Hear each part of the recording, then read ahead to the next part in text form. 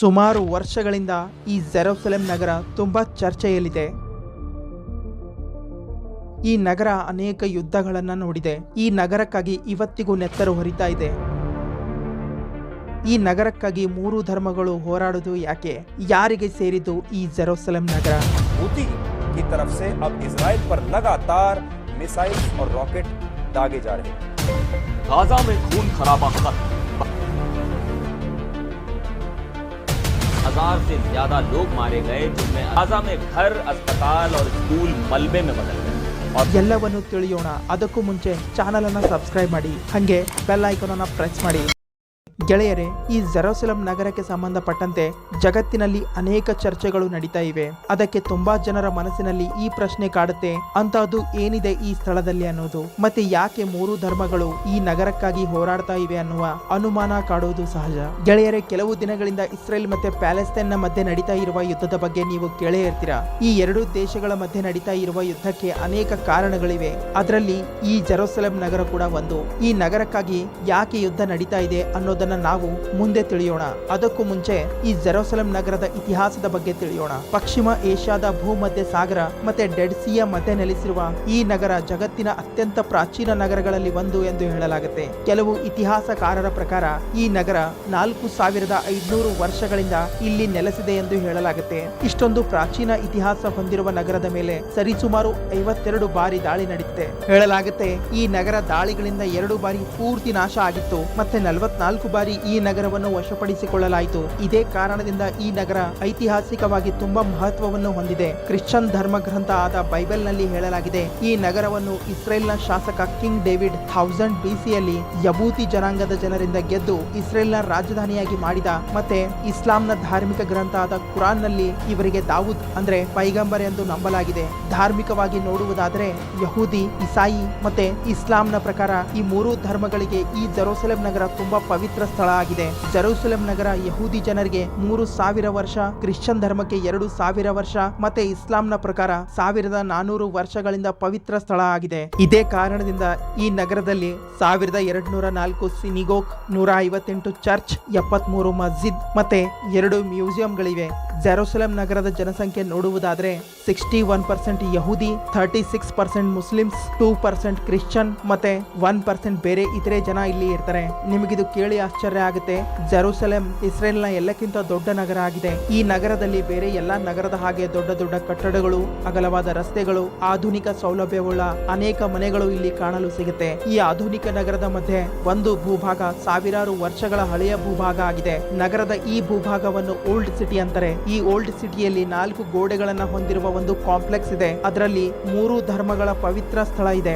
ಈ ಪವಿತ್ರ ಸ್ಥಳದಲ್ಲಿ ದ ವೆಸ್ಟರ್ನ್ ವಾಲ್, ಅಲೆಕ್ಸಾ ಮಸ್ಜಿದ್, ಕುವತುಲ್ ಸಕ್ರಾ ಮತ್ತೆ Church of the Holi Scripture ಇದೆ. ಈ ನಗರ 4 ಬೇರೆ ಬೇರೆ ಭಾಗಗಳಲ್ಲಿ ವಿಂಗಡಣೆ ಆಗಿದೆ. ದ ವೆಲಿಂಗ್ ವಾಲ್ ನ ಮುಂದೆ ಇರುವ ಭೂಭಾಗದಿಂದ ಯಹೂದಿಯವರ ಭೂಭಾಗ ಪ್ರಾರಂಭ ಆಗುತ್ತೆ, ಮತ್ತೆ ಯಹೂದಿ ಕ್ವಾರ್ಟರ್ ನ ಪಕ್ಕದಿಂದ ಮುಸ್ಲಿಂ ಕ್ವಾರ್ಟರ್ ಪ್ರಾರಂಭ ಆಗುತ್ತೆ. ಇಲ್ಲಿ ಮುಸ್ಲಿಂ ಕ್ವಾರ್ಟರ್ ನ ಪ್ರದೇಶ ತುಂಬಾ ದೊಡ್ಡದಾಗಿದೆ. ಇದು ಲಾಯನ್ ಗೇಟ್ ನಲ್ಲಿ ಬಂದು ಮುಕ್ತಾಯ ಆಗುತ್ತೆ. ಇಲ್ಲಿ ಮುಸ್ಲಿಂ ಕ್ವಾರ್ಟರ್ ನ ಹಿಂದೆ ಕ್ರಿಶ್ಚಿಯನ್ ಕ್ವಾರ್ಟರ್ ಇದೆ, ಮತ್ತೆ ಯಹೂದಿ ಕ್ವಾರ್ಟರ್ ನ ಹಿಂದೆ ಅರ್ಮೇನಿಯಾ ಕ್ವಾರ್ಟರ್ ಇದೆ. ಈ ಅರ್ಮೇನಿಯಾ ಜನಾಂಗ ಕೂಡ ಕ್ರಿಶ್ಚಿಯನ್ ಧರ್ಮದ ಅನುಯಾಯಿಗಳಾಗಿರ್ತಾರೆ. ಅಂದ್ರೆ ಇಲ್ಲಿ ಕ್ರಿಶ್ಚಿಯನ್ ಧರ್ಮದ 2 ಕ್ವಾರ್ಟರ್ ಗಳಿವೆ. ಹಾಗಿದ್ರೆ ಈಗ ಪ್ರಶ್ನೆ ಇರೋದು, ಈ 3 ಧರ್ಮಗಳಿಗೆ ಈ ಸ್ಥಳ ಯಾಕೆ ಇಂಪಾರ್ಟೆಂಟ್ ಆಗಿದೆ ಅನ್ನೋದು. ಗೆಳೆಯರೇ, ಈ ಸ್ಥಳಕ್ಕೆ ಸಂಬಂಧಪಟ್ಟಂತೆ ಈ 3 ಧರ್ಮಗಳಲ್ಲಿ ಬೇರೆ ಬೇರೆ ಭಿನ್ನಾಭಿಪ್ರಾಯಗಳಿವೆ, ತಮ್ಮದೇ ಆದ ನಂಬಿಕೆಗಳಿವೆ. ಹಾಗಿದ್ರೆ ಬನ್ನಿ ತಿಳಿಯೋಣ. ಮೊದಲಿಗೆ ಯಹೂದಿಯರ ಬಗ್ಗೆ ತಿಳಿಯೋಣ. ನೋಡಿ, ಯಹೂದಿ ಧರ್ಮದ ಪ್ರಕಾರ ಈ ಸ್ಥಳವನ್ನು ಹೋಲಿ ಆಫ್ ದ ಹೋಲಿ ಅಂದ್ರೆ ಜಗತ್ತಿನ ಎಲ್ಲಕ್ಕಿಂತ ಪವಿತ್ರ ಸ್ಥಾನ ಎಂದು ನಂಬಲಾಗಿದೆ. ಯಹೂದಿ ಜನರ ನಂಬಿಕೆ ಆಗಿದೆ, ಎಲ್ಲಕ್ಕಿಂತ ಮೊದಲು ಇದೇ ಸ್ಥಾನದಲ್ಲಿ ಆ ಕಲ್ಲನ್ನ ಇಡಲಾಗಿತ್ತು, ಅದರ ಮೇಲೆಯೇ ಈ ಜಗತ್ತು ನಿರ್ಮಾಣ ಆಗಿದೆ. ಅಂದ್ರೆ ಯಹೂದಿಗಳು ಈ ಸ್ಥಳವನ್ನು ಜಗತ್ತಿನ ಫೋಕಲ್ ಪಾಯಿಂಟ್ ಅಂದ್ರೆ ಕೇಂದ್ರ ಬಿಂದು ಅಂತ ಅಂತಾರೆ. ಮತ್ತೆ ಯಹೂದಿಗಳ ಪ್ರಕಾರ ಇದೇ ಸ್ಥಾನದಲ್ಲಿ ಪೈಗಂಬರ್ ಇಬ್ರಾಹಿಂ ತಮ್ಮ ಮಗ ಇಸಾಹಾಕನಿಗೆ ಮೋಕ್ಷ ಕೊಡಲು ಯತ್ನಿಸಿದರು. ಇದೇ ಕಾರಣದಿಂದ ಕಿಂಗ್ ಡೇವಿಡ್ ನ ಮಗ ಸೊಲೊಮನ್ ತಮ್ಮ ಶಾಸನದ ಕಾಲದಲ್ಲಿ ಯಹೂದಿಯವರಿಗಾಗಿ ಇದೇ ಸ್ಥಾನದಲ್ಲಿ ಮಂದಿರವನ್ನು ನಿರ್ಮಾಣ ಮಾಡಿದರು ಎನ್ನಲಾಗುತ್ತೆ. ಮತ್ತೆ ಇಸ್ಲಾಂನ ಪ್ರಕಾರ ಸುಲೈಮಾನ್ ಅವರಿಗೆ ಸುಲೇಮಾನ್ ಎಂದು ಕರೆಯಲಾಗಿದೆ. ಮತ್ತೆ ಅವರ ತಂದೆ ದಾವೂದ್ ಅವರ ಥರಾನೆ ಅವರಿಗೆ ಪೈಗಂಬರ್ ಎಂದು ನಂಬಲಾಗಿದೆ. ಸುಲೈಮಾನ್ ಅವರಿಂದ ನಿರ್ಮಾಣ ಆದ ಈ ಪವಿತ್ರ ಮಂದಿರ 400 ವರ್ಷದವರೆಗೆ ಯಹೂದಿಯವರ ಪವಿತ್ರ ಪವಿತ್ರ ಸ್ಥಳ ಆಗಿತ್ತು. ಆದರೆ 1576ರಲ್ಲಿ ಬೆಬಿಲಾನ್ ಶಾಸಕರಿಂದ ಈ ನಗರವನ್ನು ಪೂರ್ತಿ ನಾಶ ಮಾಡಲಾಯಿತು. ಮತ್ತೆ ಅನೇಕ ಬಾರಿ ಈ ಮಂದಿರವನ್ನು ನಿರ್ಮಾಣ ಮಾಡಲಾಯಿತು. ಆದರೆ ಬದಲಾದ ರಾಜಕೀಯ ಸನ್ನಿವೇಶಗಳಿಂದ ಪದೇ ಪದೇ ಆ ಮಂದಿರವನ್ನು ಕೆಡವಲಾಯಿತು. ಕ್ರಿಶ್ಚಿಯನ್ ಧರ್ಮದ ಧಾರ್ಮಿಕ ಗ್ರಂಥ ಆದ ಬೈಬಲ್ನಲ್ಲೂ ಈ ಮಂದಿರದ ಹೆಸರು 632 ಬಾರಿ ಉಲ್ಲೇಖಿಸಲಾಗಿದೆ. ಆದರೆ ಇವತ್ತು ಜೆರುಸಲೆಂ ನಗರದಲ್ಲಿ ಈ ಮಂದಿರದ ಅವಶೇಷದ ರೂಪದಲ್ಲಿ ಕೇವಲ ಒಂದು ಗೋಡೆ ಅಷ್ಟೇ ಉಳಿದುಕೊಂಡಿದೆ. ಇವತ್ತು ಅದನ್ನ ದ ವೆಸ್ಟರ್ನ್ ವಾಲ್ ಮತ್ತೆ ದ ವೇಲಿಂಗ್ ವಾಲ್ ಅಂತ ಕರೆಯಲಾಗುತ್ತೆ.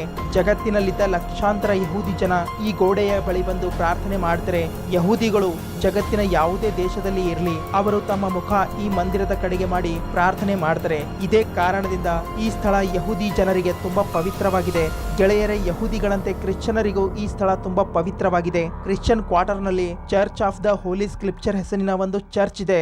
ಅದನ್ನ ಕ್ರಿಶ್ಚಿಯನರು ತುಂಬಾ ಪವಿತ್ರ ಎಂದು ನಂಬುತ್ತಾರೆ. ಏಕೆಂದ್ರೆ ಯಾವ ಸ್ಥಳದಲ್ಲಿ ಈ ಚರ್ಚ್ ಇದೆ ಅದು ಕ್ರಿಶ್ಚಿಯನರ ದೇವರಾದ ಈಸಾ ಮಸಿಯ ಕೇಂದ್ರ ಬಿಂದು ಆಗಿದೆ ಅಂತ ನಂಬಲಾಗುತ್ತೆ. ಮತ್ತೆ ಇದೇ ಸ್ಥಾನದಲ್ಲಿ ಯೇಸು ಕ್ರಿಸ್ತರಿಗೆ ಅವರ ಕೊನೆಯ ದಿನಗಳಲ್ಲಿ ಶಿಲುಬೆಗೆ ಏರಿಸಲಾಯಿತು. ಈ ಚರ್ಚ್ ಒಳಗೆ ಅವರ ಸಮಾಧಿ ಸಹ ಇದೆ. ಅದಕ್ಕೆ ಜಗತ್ತಿನಲ್ಲಿದ್ದ ಲಕ್ಷಾಂತರ ಜನ ಇಲ್ಲಿಗೆ ಬಂದು ಪ್ರಾರ್ಥನೆ ಸಲ್ಲಿಸುತ್ತಾರೆ. ಅಷ್ಟೇ ಅಲ್ಲ, ಕ್ರಿಶ್ಚಿಯನ್ ಧರ್ಮದಲ್ಲಿ ಒಂದು ನಂಬಿಕೆ ಇದೆ. ಯೇಸು ಕ್ರಿಸ್ತರು ಒಂದು ದಿನ ಇದೇ ಸ್ಥಳದಲ್ಲಿ ಆಕಾಶದಿಂದ ಭೂಮಿಗೆ ಬರ್ತಾರೆ ಅನ್ನೋದು. ಮತ್ತೆ ಈ ಎಲ್ಲಾ ಕಾರಣಗಳಿಂದ ಕ್ರಿಶ್ಚಿಯನ್ ಧರ್ಮದವರಿಗೂ ಈ ಸ್ಥಳ ತುಂಬಾ ಮಹತ್ವದಾಗಿದೆ. ಹಾಗಿದ್ರೆ ಈಗ ತಿಳಿಯೋಣ ಇಸ್ಲಾಂನ ಪ್ರಕಾರ ಈ ಸ್ಥಳ ಯಾಕೆಷ್ಟೋ ಮಹತ್ವದಾಗಿದೆ ಅಂತ.